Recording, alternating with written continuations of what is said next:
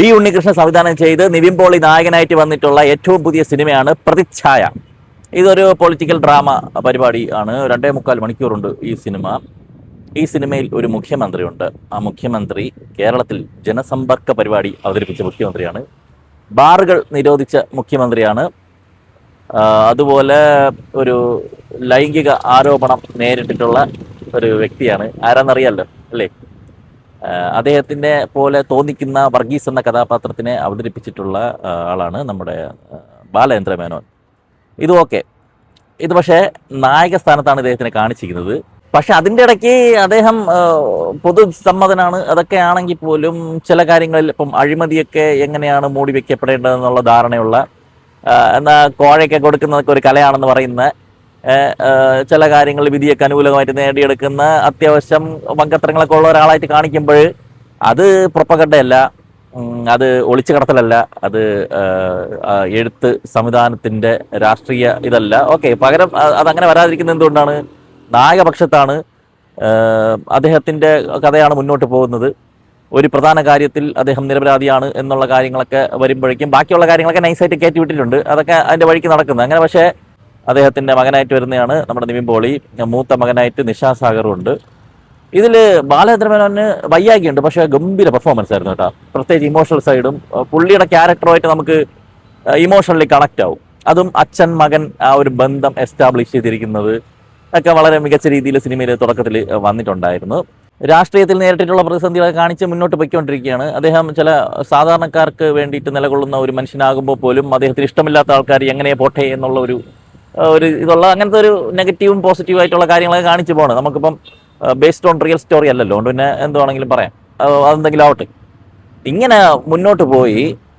പക്ഷേ ഇതിൽ മാധ്യമങ്ങളെ ഒരു ഇരട്ടത്താപ്പ്, അവർ ആരുടെയൊക്കെ ചട്ടുകങ്ങളായി പ്രവർത്തിക്കുന്നു, അങ്ങനത്തെ കുറച്ച് കാര്യങ്ങളൊക്കെ പറഞ്ഞു പോകുന്നുണ്ട്. പക്ഷെ പോകുമ്പോഴും ഇതിലുള്ള കഥാപാത്രങ്ങളെല്ലാം സംസാരിക്കുന്നത് ഒരു സീരിയൽ ലെവൽ അച്ചടി ഭാഷ ഡയലോഗാണ്. ഇപ്പം നമ്മൾ ലൂസിഫർ സിനിമയിൽ കുറേ കഥാപാത്രങ്ങൾ ഇങ്ങനെയൊക്കെയാണ് സംസാരിക്കുന്നത്. നമ്മുടെ ഗോവർദ്ധൻ വന്നെന്ന് പറയും പോലത്തെ കുറേ രാഷ്ട്രീയത്തിൽ കടിച്ചാൽ പൊട്ടാത്ത രാഷ്ട്രീയമായിട്ടുള്ള വാക്കുകളൊക്കെ പറയുമ്പോഴും നമുക്കല്ലാതെ റിലീഫായിട്ട് നമുക്ക് കുറച്ചുകൂടി കണക്റ്റ് ആവാൻ പറ്റുന്ന രീതിയിൽ സംസാരിക്കുന്ന നന്ദു ചേട്ടനാണെങ്കിലും ബൈജു ഒക്കെ ആണെങ്കിലും അതിൻ്റെ ഇടയിൽ ഇട്ടിട്ട് പോകുന്നതുകൊണ്ട് നമുക്ക് ആ ഒരു കണക്ഷൻ ഇല്ലായ്മ അതിൽ ഫീൽ ചെയ്യുന്നില്ല. പക്ഷേ ഇതിൽ എല്ലാ ആൾക്കാരും ഇങ്ങനെയാണ് സംസാരിച്ചുകൊണ്ടിരിക്കുന്നത്. എന്തൊക്കെയോ ഇരുന്ന് സീരിയസ് ആയിട്ട് മൊത്തം ആൾക്കാരിരുന്ന് പറഞ്ഞുകൊണ്ടിരിക്കുന്നത്. ഇപ്പോൾ ഒരു ഭാര്യയും ഭർത്താവും സംസാരിക്കുന്ന സമയത്ത് അവർ സ്വാഭാവികമായിട്ട് സംസാരിക്കുന്ന ഒരു രീതി ഉണ്ടല്ലോ. അതിന് പകരം ഞങ്ങൾക്കിടയിൽ ഒരു രാഷ്ട്രീയമുള്ള കാര്യം നീ മറന്നുപോയോ, ഇങ്ങനത്തെ ഡയലോഗ്സ് കാര്യങ്ങളൊക്കെ വരുമ്പോഴേക്കും കുറേ നല്ല ഡയലോഗ്സ് ഉണ്ട് കേട്ടോ. പ്രതിച്ഛായ, രാഷ്ട്രീയത്തിൽ പ്രതിച്ഛായ മാത്രമേ ഉള്ളൂ, അല്ലാതെ വ്യക്തികളില്ല എന്നൊക്കെ പറഞ്ഞ കുറേ സാധനങ്ങളുണ്ട്. പക്ഷേ ഇതിങ്ങനെ വന്ന് കണ്ടിരിക്കുമ്പോഴേക്കും നമുക്കൊരു മടുപ്പ് വരുന്നുണ്ട്. എന്തൊക്കെയോ ആൾക്കാർ അങ്ങോട്ടും ഇങ്ങോട്ടും പറഞ്ഞുകൊണ്ടിരിക്കുന്നു, എല്ലാവരും സീരിയസ് ആയിട്ട് സംസാരിച്ചുകൊണ്ടിരിക്കുന്നു. അങ്ങനെ ഉണ്ട്. പക്ഷേ ഫസ്റ്റ് ഹാഫ് ഞാൻ പറഞ്ഞില്ലേ, അച്ഛൻ്റെയും മകൻ്റെയും ബന്ധവും ആ ഒരു കണക്ഷൻ നന്നായിട്ട് എസ്റ്റാബ്ലിഷ് ആയതുകൊണ്ട് ഫസ്റ്റ് ഹാഫ് വലിയ പരിക്കുകളൊക്കെ ഇല്ലാതെ കണ്ടിരിക്കാവുന്ന രീതിയിൽ തന്നെയാണ് മുന്നോട്ട് പോയത്. അത് ബാലചന്ദ്ര മേനോൻ്റെ കഥാപാത്രത്തിനെ ഫോക്കസ് ചെയ്ത് സിനിമ മുന്നോട്ട് പോകുമ്പോൾ അത് കുഴപ്പമില്ലാതെ വയ്ക്കൊണ്ടിരുന്നു. പക്ഷേ സെക്കൻഡ് ഹാഫ് വന്നിട്ട് ഇത് തന്നെ കുറേ സീനുകൾ, അനാവശ്യമായിട്ടുള്ള സീനുകൾ, ഇവർ പറയുന്ന കാര്യങ്ങൾ പ്രേക്ഷകനുമായിട്ട്, ഒരു സാധാരണ പ്രേക്ഷകനായിട്ടുള്ള എനിക്ക് കണക്ട് ചെയ്യാൻ പറ്റുന്നില്ല. ചിലപ്പോൾ പൊളിറ്റിക്കൽ ബുദ്ധിജീവികൾക്കൊക്കെ അതൊക്കെ മനസ്സിലാവുമായിരിക്കും. കുറേ പേരൊന്നും മിഴിച്ച് നോക്കിക്കൊണ്ടിരിക്കുന്നു, കുറേ പേരെടുത്ത് കുറേ ഡയലോഗ് അടിക്കുന്നു, എങ്ങനെയൊക്കെ പോയിക്കൊണ്ടിരുന്നിട്ട് ഈ സിനിമയുടെ അവസാനം എത്തുമ്പോൾ ഒരു നിവിൻ പോളിയുടെ ഒരു പെർഫോമൻസും കുറച്ച് ഡയലോഗും കാര്യങ്ങളും ലാസ്റ്റ് പോർഷൻ നന്നായിട്ട് ഉണ്ടായിരുന്നു. പക്ഷെ അതിലേക്ക് എത്തിപ്പെടാനുള്ള സമയത്തൊക്കെ രാരാരി ആയിപ്പോയ പോലെയാണ് എനിക്ക് ഈ പടം ഫീൽ ചെയ്തത്. അങ്ങനെ മൊത്തത്തിൽ നോക്കുമ്പം നമ്മൾ നല്ല ചായയിൽ പഞ്ചസാരയൊക്കെ ഇട്ട്, പക്ഷെ പഞ്ചസാര അടിക്കാതെ നമ്മൾ കുടിച്ച് വിത്തോട് ചായ കുടിച്ച് അവസാനത്തുമ്പോഴേക്കും പഞ്ചസാരയുടെ ഒരു സാധനം വരുന്നത്, അതുപോലെ ആയിപ്പോയ ഒരു പടമാണ്. 2.25 മണിക്കൂർ നീളം. നമ്മൾ അവസാനത്തെ കുറച്ച് നേരത്തെ കുറച്ച് ഹൈ സാധനം കാണാൻ വേണ്ടിയിട്ട് ചിലവാക്കിയതുപോലത്തെ ഒരു ഫീലായിരുന്നു ഈ സിനിമയിൽ ഉണ്ടായത്. ഇതിൽ ഒരുപാട് പൊളിറ്റിക്കൽ കാര്യങ്ങളൊക്കെ വരുന്നുണ്ട്. എല്ലാം ഒരു സൈഡിൽ കൂടി ബാലൻസ് ചെയ്യാൻ നോക്കുമ്പോഴേക്കും അദ്ദേഹത്തിൻ്റെതായിട്ടുള്ള രാഷ്ട്രീയം അതിനകത്ത് പറഞ്ഞു പോകുന്നുണ്ട്. പിന്നെ കുറേ ഡയലോഗ് വെറുതെ ആവശ്യമില്ലാതെ, ഇപ്പം കറുപ്പിന് ഒരുപാട് അർത്ഥങ്ങളുണ്ട് സാർ എന്നൊക്കെ പറയുമ്പോഴത്തെ കുറേ സാധനങ്ങൾ ഇതിനകത്ത് ഇട്ട് വെച്ചിട്ടുണ്ട്. ഇതൊക്കെ ഒരുപാട് സംസാരിച്ച് ക്രിഞ്ചായ പരിപാടിയാണ്. എന്നാൽ അതുമായിട്ട് മുന്നോട്ട് വല്ലതും ഉണ്ടോ? അങ്ങനെയൊന്നുമില്ല സിനിമയിൽ. പിന്നെ ഷറഫുദ്ദീനാണ് വില്ലൻ, കോർപ്പറേറ്റ് വില്ലൻ, ടിപ്പിക്കൽ ഒരു സാധനം. 5-ാം പാതിരയുടെ ബാക്കിയായിട്ട് പുള്ളി ചെയ്തിട്ടുണ്ട്. അങ്ങനെ ഇങ്ങോട്ട് നടക്കുന്നു. വലിയ ഹെവി പരിപാടികളൊക്കെയാണ് പുള്ളിയൊക്കെ ചെയ്തിരിക്കുന്നത്. പക്ഷേ നമുക്ക് ബഡ്ജറ്റിൻ്റെ കൺസ്ട്രെയിൻ ഉള്ളതുകൊണ്ട് ചെറുതായിട്ട് നൈസായിട്ട് കാണിച്ചു പോയതേ ഉള്ളൂ. പിന്നെ നിവിൻ പോളി ഓക്കെ, ഒരു കഥാപാത്രം ഭയങ്കരമായിട്ട് അഭിനയ മുഹൂർത്തവും കാര്യങ്ങളൊന്നുമില്ല. അവസാനത്തെ കുറച്ച് സമയത്ത് ഒരു സാധനവും അത് എലിവേറ്റ് ചെയ്തിരിക്കുന്നതും കൊള്ളായിരുന്നു. ഹരിശ്രീ അശോകനുണ്ട്, വേറെ നിർഗുണ കഥാപാത്രം. സായ് കുമാർ ഇവിടുത്തെ ഓപ്പോസിഷൻ, അതായത് ആ സമയത്തെ ഓപ്പോസിഷൻ പാർട്ടിയിലുള്ള ഒരു അംഗമായിരുന്നു. നിശാന്ത് സാഗർ ഇതിൽ ഏറ്റവും വലിയ മിസ്കാസ്റ്റ് പുള്ളിയാണ്.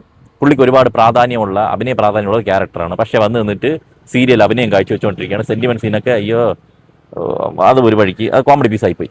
പിന്നെ മണിയമ്പിള്ള രാജു ഉണ്ട്. ആൻ അഗസ്റ്റിൻ കുറച്ച് ദിവസത്തിന് ശേഷം ഈ സിനിമയിൽ അഭിനയിച്ചിട്ടുണ്ട്. നീതു കൃഷ്ണ, സബിതാനന്ദ് അവർക്ക് നല്ല പ്രാധാന്യമുള്ള വേഷമാണ്, അവർ കുഴപ്പമില്ലാതെ ചെയ്തിട്ടുണ്ട്. വിഷ്ണു അഗസ്ത്യ ഒരു മാധ്യമ ഇരട്ടത്താപ്പിൻ്റെ ഒരു അപ്പോസ്തലനായിട്ടുള്ള കഥാപാത്രമാണ്, നന്നായിട്ട് തന്നെ ചെയ്തിട്ടുണ്ട്. അപ്പോൾ ഇതാണ് ഈ സിനിമയെക്കുറിച്ച് പറയാനുള്ളത്. ടെക്നിക്കൽ സൈഡ് ഒരുപാട് പ്രശ്നങ്ങളുള്ളതായിട്ട് എനിക്ക് ഫീൽ ചെയ്തു. ഒന്ന്, ഇതിൻ്റെ മ്യൂസിക് ജസ്റ്റിൻ വർഗീസ് നല്ല മ്യൂസിക്കാണ് ചെയ്തിരുന്നത്. പക്ഷേ സിനിമയിൽ മൊത്തം ഒരു കോലാഹല ബഹളമായിട്ട് മ്യൂസിക് മാറുന്നുണ്ട്, അരോചകമായിട്ട് പലയിടത്തും ഫീൽ ചെയ്യുന്നുണ്ടായിരുന്നു. അതുപോലെ ചന്ദ്രു സെൽവരാജിൻ്റെ DOP ചില സമയങ്ങളിലൊക്കെ നമ്മൾ ഫോണിൽ സിനിമാറ്റിക് മോഡിട്ട് എടുക്കുമല്ല, സിനിമാറ്റിക് മോഡിട്ട് എടുക്കുമ്പോൾ ബാക്ക്ഗ്രൗണ്ട് ബ്ലറാവുന്ന സമയത്ത് ഈ തലമുടിയൊക്കെ അങ്ങ് ബ്ലറായി പോകും, മുഖം മാത്രം നല്ല ഫോക്കസ് ആയിട്ടിരിക്കും. അങ്ങനത്തെ കുറേ ഷോട്ടുകൾ. പിന്നെ വിദേശത്താണെന്ന് കാണിക്കാൻ വേണ്ടിയിട്ട് കർട്ടൻ്റെ ബാക്കിൽ കുറേ കെട്ടിടങ്ങൾ കാണിക്കുന്ന പരിപാടിയുണ്ട്, അതൊക്കെ ഇതിനകത്തുണ്ട്. പക്ഷേ അത് ചില തെലുങ്ക് സിനിമയെ കാണുമ്പോൾ CG ആണ്, ഗ്രീൻ സ്ക്രീൻ ആണെന്ന് നമുക്ക് കട്ട് ചെയ്ത് വയ്ക്കുമ്പോൾ തോന്നും. അത്രയ്ക്ക് വൃത്തികേടായിട്ട് തോന്നിയെന്ന് എനിക്ക് തോന്നുന്നില്ല. പ്രൊഡക്ഷൻ ഡിസൈൻ ഷാജി നടുവേൽ കുറേ ഗണ്ണൊക്കെ കാണിക്കുന്നിടത്തൊക്കെ ഒരു ഒറിജിനാലിറ്റി ഫീൽ ചെയ്യുന്നുണ്ടായിരുന്നു. പിന്നെ sound design Vishnu Sujathan, sound design Sankaran Siddharthan. ഞാൻ ഏരീസ് പ്ലസ് ഓടി വണ്ണിലാണ് കണ്ടത്. വലിയ സംഭവമായിട്ടൊന്നും എനിക്ക് തോന്നില്ല, കോലാഹലം ബഹളം പോലെയാണ് തോന്നിയത്. അപ്പം ഇതാണ് ഈ സിനിമയെക്കുറിച്ച് മൊത്തത്തിൽ പറയാനുള്ളത്. ഇതിൻ്റെ ലെങ്ത് ഒരു ബാധകമാണ്. പിന്നെ ഒരു ഹൈ മൊമെൻറ്റോ വൗ ഫാക്ടറോ ഒന്നും ഇല്ലാതെ കുറേ സമയം ഈ പടം അങ്ങോട്ട് കുറേ ഡയലോഗുകൾ, കുറേ സംസാരമാണ് മൊത്തം. സംസാരത്തിൽ ഇദ്ദേഹത്തിൻ്റെ ഒരു ലൈൻ അറിയാലോ, ഉണ്ണികൃഷ്ണൻ്റെ, അങ്ങനത്തെ പരമായിട്ടുള്ള അദ്ദേഹത്തിന് ബുദ്ധിജീവിപരമായിട്ടുള്ള കാര്യങ്ങളൊക്കെ അങ്ങോട്ടും ഇങ്ങോട്ടും കഥാപാത്രങ്ങൾ വേണമെങ്കിലും വേണ്ടെങ്കിലും ഒക്കെ ഇങ്ങനെ ഇരുന്ന് പറഞ്ഞുകൊണ്ടിരിക്കുന്നതായിട്ട് എങ്ങനെയൊക്കെ പോയി ഭയങ്കര ഫാസ്റ്റ് കട്ടും കാര്യങ്ങളൊക്കെയാണ്. മൊത്തത്തിൽ പിക്ചർ കാണുമ്പോൾ തന്നെ ഒരു ഷാർപ്പണിങ് ഇല്ലാത്തതുപോലെ, ഒരു 1080p പ്രിന്റ് എടുത്ത് വെച്ച് ഏരീസ് പ്ലസിൽ ഇട്ടതുപോലെയൊക്കെ ഉള്ള ഒരു ഫീലാണ് ഉണ്ടായത്. മൊത്തത്തിൽ നോക്കുമ്പോൾ ഒരു മീഡിയം ചായ എന്ന് വേണമെങ്കിൽ പറയാൻ തോന്നുന്നു. പിന്നെ ഒരു കാര്യം പറയാൻ വിട്ടുപോയി, നമ്മളൊരു റോസ്റ്റിംഗ് ചാനൽ തുടങ്ങിയിട്ടുണ്ടേ. അപ്പോൾ നമ്മൾ എൻ്റെ റോസ്റ്റൊക്കെ ഇഷ്ടപ്പെടുന്നവരാണെങ്കിൽ എൻ്റെ ലിങ്ക് ഞാൻ ഫസ്റ്റ് കമൻറ്റിൽ ഇട്ടിട്ടുണ്ട്, വേണമെന്നുള്ളവർ പോയി നോക്കി. ആമസോൺ, ഫ്ലിപ്കാർട്ട്, അജിയോ, മിന്ത്ര മുതലായ ഓൺലൈൻ ഷോപ്പിംഗ് സൈറ്റുകളിലൊക്കെ കുറേ ഓഫർ ഡെയിലി വരുന്നുണ്ട്. അപ്പോൾ നിങ്ങൾ അറിയാതെ പോകുന്ന അത്തരം ഓഫറുകളൊക്കെ നമ്മുടെ വാട്സാപ്പ് ചാനലിൽ റെഗുലർലി അപ്ഡേറ്റ് ചെയ്യാറുണ്ട്. അപ്പോൾ താല്പര്യമുള്ളവർ നമ്മളെ വാട്സാപ്പ് ചാനൽ ഒന്ന് ഫോളോ ചെയ്തോളി. ലിങ്ക് ഫസ്റ്റ് കമൻറ്റിൽ പിൻ ചെയ്ത് വെച്ചിട്ടുണ്ട്. എന്തരാ വരട്ടെ.